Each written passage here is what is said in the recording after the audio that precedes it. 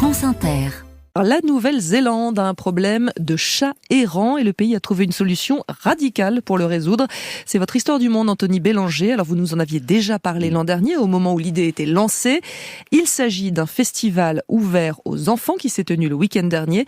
Et donc c'est quoi cette méthode qui fait polémique ? Eh bien, tuer en masse les chats errants et offrir aux meilleurs chasseurs de chats une récompense, $500 néo-zélandais, soit environ 300 €, le double pour celui ou celle qui aura abattu le plus impressionnant en taille ou en poids.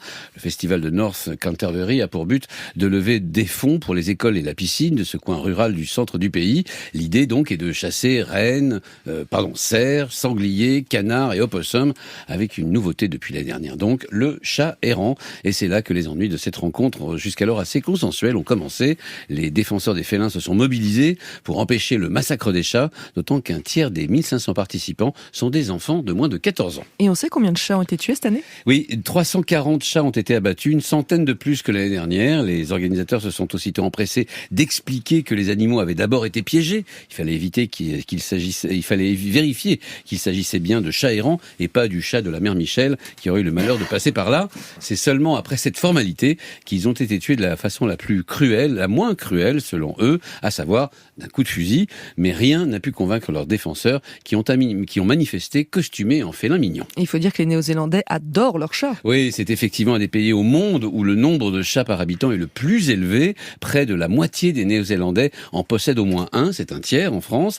Alors le problème est que nos minous sortent et sont des tueurs d'oiseaux, de lézards, d'insectes. À Wellington, il a suffi de demander aux propriétaires de chats de les maintenir le plus possible à l'intérieur pour revoir dans les parcs et jardins de la ville des espèces d'oiseaux qui avaient quasiment disparu. D'ailleurs, d'autres organisations de défense des animaux, mais d'animaux sauvages cette fois, militent pour que les chats errants soient inclus dans le programme pionnier d'éradication des nuisibles mis en place par le gouvernement néo-zélandais, c'était en 2016. C'est quoi ce programme ? Alors il est unique ce programme, il est unique au monde et vise à en finir à l'horizon 2050 avec les populations de rats, d'hermines, de furets et d'opossums cette fois, toutes des espèces invasives qui coûtent la vie à environ 25 millions d'oiseaux par an à la Nouvelle-Zélande. Un programme d'autant plus suivi et bien financé qu'il y a une sorte de culpabilité chez les Néo-Zélandais.